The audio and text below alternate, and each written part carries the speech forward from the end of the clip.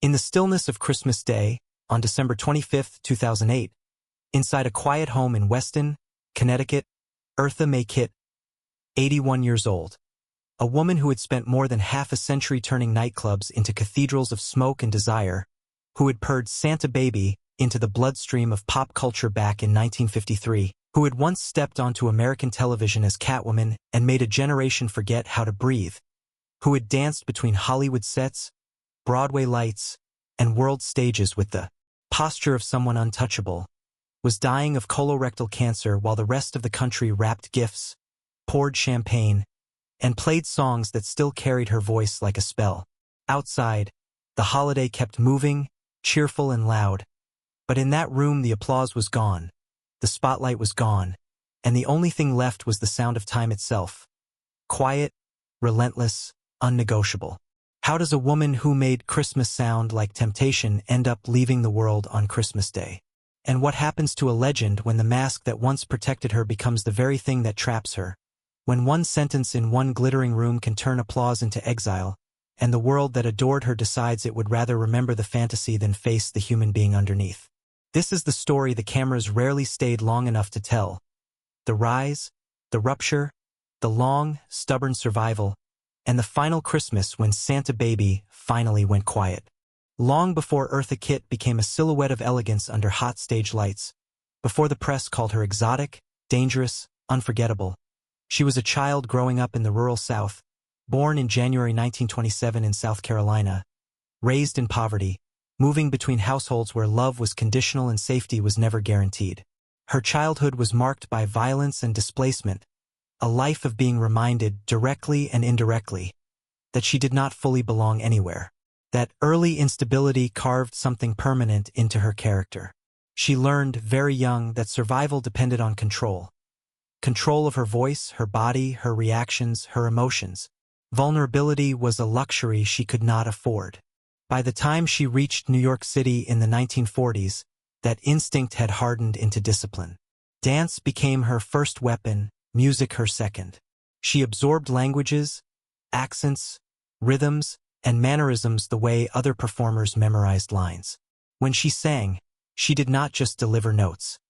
She constructed a persona that was sharp, self-possessed, and impossible to ignore.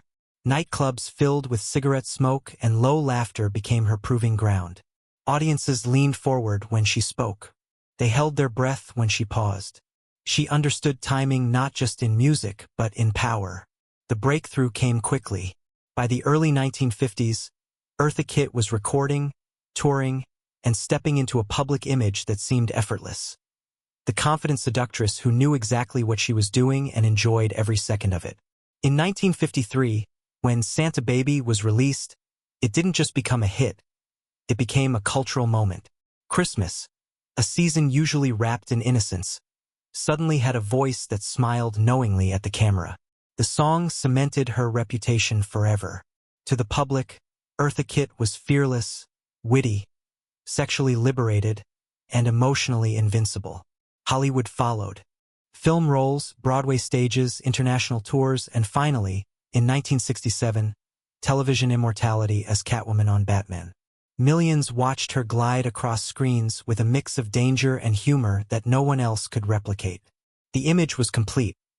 Eartha Kitt was a woman in total command of herself, a performer who seemed immune to rejection, heartbreak, or doubt. But when the cameras shut off and the applause faded, the question lingered quietly in the dark.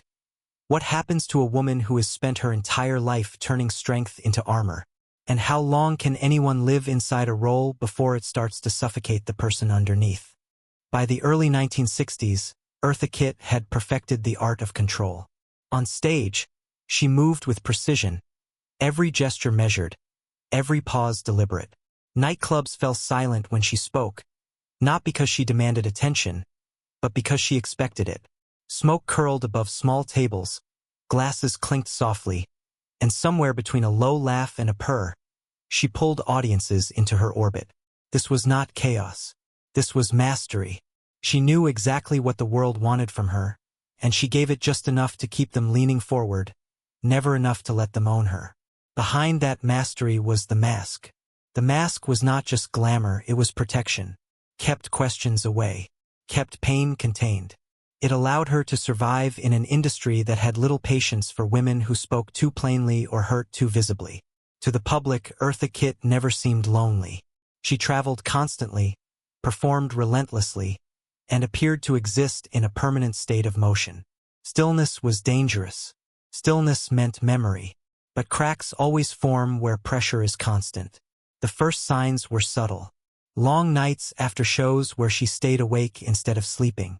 Conversations cut short before they reached anything personal. Relationships that burned brightly and then vanished without explanation. Friends noticed that when the laughter stopped, so did the warmth. She was not cruel, she was guarded. Years of instability had taught her that attachment came with a cost, and she had no intention of paying it again. By 1967, at the height of her visibility as Catwoman, Eartha Kitt was both a symbol of liberation and an anomaly Hollywood did not fully know how to handle.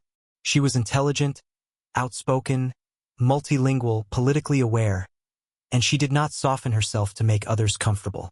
That discomfort was tolerable as long as it stayed within the safe boundaries of entertainment. What no one was prepared for was what happened next. On January 18, 1968, Eartha Kitt walked into the White House for a luncheon hosted by Lady Bird Johnson. The room was filled with well-dressed guests, polite smiles, and an unspoken agreement that certain topics were not meant to disrupt the atmosphere. Outside that room, the Vietnam War was tearing families apart. Inside it, the expectation was calm, gratitude, silence. When the conversation turned toward the war, Eartha Kitt did not perform. She did not deflect. She spoke. She talked about young men being sent away, about children growing up without fathers, about the cost paid by people with no voice in policy rooms like this one. Her words were emotional, direct, and deeply personal. Some say her voice trembled. Others remember the tension thickening as she spoke. What mattered was not the exact phrasing, but the reaction. The room froze. Smiles disappeared. Eyes lowered. In that moment, something invisible but permanent snapped. Within hours, reports framed her not as a concerned citizen, but as unstable, inappropriate, ungrateful. Headlines reduced her sincerity to spectacle. Invitations stopped arriving. Calls went unanswered. Projects quietly evaporated. The same industry that had celebrated her confidence now recoiled from her refusal to stay decorative. How does a career disappear without an announcement? How does applause turn into absence without a final bow? Eartha Kitt was effectively exiled, not by law but by reputation. She left the United States and began performing overseas, building a second life in Europe and Asia. The stages were smaller, the audiences different, but the work was real. She survived not because she was welcomed, but because she was resilient. Still, exile leaves marks. Every success abroad carried the knowledge that home had closed its doors. Years passed. She aged. She adapted. The industry slowly softened, as industries do when time blurs responsibility. By the 1980s and 1990s, she was invited back, not fully embraced but acknowledged. Broadway, voice roles, guest appearances. Enough visibility to suggest redemption, not enough to erase the damage. Then came 2006. A diagnosis delivered in clinical language, stripped of drama, colorectal cancer. No audience, no spotlight, just appointments, treatments, and the private reckoning of a body no longer willing to obey. The woman who had spent her life in command now had to negotiate with her own mortality. She continued working when she could. She smiled when expected. But the rhythm changed. Time slowed. Days blurred together. The mask grew heavier. And as Christmas approached in 2008, the irony was unavoidable. The song that had defined a season now echoed everywhere except in the room where its singer was running out of strength. What does it feel like to hear your own voice played endlessly while your body prepares to let go? And when the world finally stops asking for you to perform, who are you allowed to be? After the diagnosis in 2006, life began to narrow. Not dramatically, not all at once, but in quiet concessions that accumulated over time. Appointments replaced rehearsals. Waiting rooms replaced dressing rooms. The language around her shifted from bookings and reviews to test results and treatment schedules. Eartha Kitt did not announce her suffering. She had never believed in broadcasting weakness. Instead, she adapted the way she always had, by tightening control, by keeping the details private, by refusing to let pain become a spectacle. Friends noticed changes in the smallest routines. She canceled appearances with little explanation. Travel became exhausting rather than exhilarating. Long conversations shortened. She conserved energy, not just physically, but emotionally. The woman who once commanded rooms with a glance now chose silence over persuasion. Some evenings, she sat alone, listening rather than speaking, letting other people fill the space she used to dominate. There was no dramatic fall from the stage, no public breakdown, no final performance announced as a farewell. The unraveling was slower than that, more human. She had spent decades being sharp, composed, impenetrable, and now her body forced her to confront a truth she could not outmaneuver. Strength was no longer enough. As treatments progressed, time began to fold in on itself. Days felt shorter, nights longer. The past intruded more often than the future. Old interviews replayed on television. Clips from her early performances resurfaced during holiday programming. Her younger self moving effortlessly, smiling with a confidence that now felt distant. Watching those images was both comforting and cruel. They reminded her of everything she had survived, and everything she no longer had the energy to fight. The irony of Christmas grew heavier with each passing year. Stores filled with decorations. Radios replayed familiar melodies. Santa Baby drifted through public spaces, playful and timeless, while its creator lived quietly, increasingly confined. People sang along without thinking about the woman behind the voice. They rarely do. In the final months of 2008, the world outside continued its rituals uninterrupted.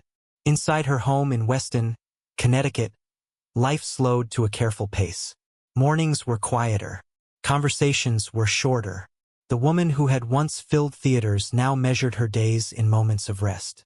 There were no crowds, no applause, just the presence of those closest to her, and the steady awareness that time was closing in. On December 25th, while families gathered around tables and children tore into wrapping paper, Eartha Kitt's long fight came to an end. She was 81 years old. There were no flashing cameras, no breaking news banners, just a quiet passing on a day defined by noise and celebration. The contrast was unavoidable. The woman whose voice had helped define the sound of Christmas left the world on Christmas Day, as if the season itself were closing a circle. And in that stillness, one question lingered long after the headlines faded. What does it cost to spend a lifetime being strong when the world never learns how to hold you when you finally need it? Eartha Kitt's story does not end with a scandal, a courtroom, or a dramatic apology written decades too late. It ends with a quieter truth, one that feels less satisfying, but far more human. She lived in a world that celebrated her confidence as long as it remained entertaining, flirtatious, and safe. The moment that confidence crossed into honesty, the applause wavered. When she spoke from pain rather than performance, the room turned cold. For years, she had been praised for her fearlessness, yet punished for using it outside the stage. The mask that once protected her from poverty, from violence, from being discarded, slowly became a requirement. Audiences wanted Eartha Kitt to be sharp, seductive, and untouchable forever. There was no script for her vulnerability, no role where she was allowed to be uncertain, afraid, or tired. Her life reveals a familiar contradiction of fame. Applause is conditional. Love is transactional. The world rewards you for surviving trauma, but withdraws when that survival turns into confrontation. Eartha Kitt paid the price of being honest in a culture that prefers its icons decorative and compliant. She paid again by carrying that cost alone. In the end, it wasn't failure that defined her final years, but endurance. She outlasted rejection. She outlasted exile. She outlasted an industry that tried to erase her for saying something inconvenient at the wrong table. And when her body finally gave out, it wasn't because she had been weak, but because even the strongest masks cannot protect you forever. Her story asks an uncomfortable question. What do we really admire in our legends? The courage to survive, or the silence that makes us comfortable? Christmas comes every year whether we are ready or not. Songs repeat. Traditions loop. Voices from the past return as if nothing has changed. Somewhere, every December, Santa Baby still plays, playful, confident, eternal. But on December 25, 2008, the woman behind that voice was gone.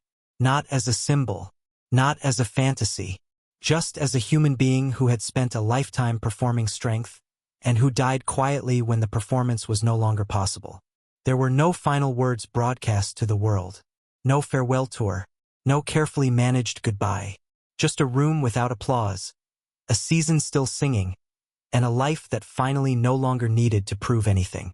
Eartha Kitt taught the world how desire could sound like power.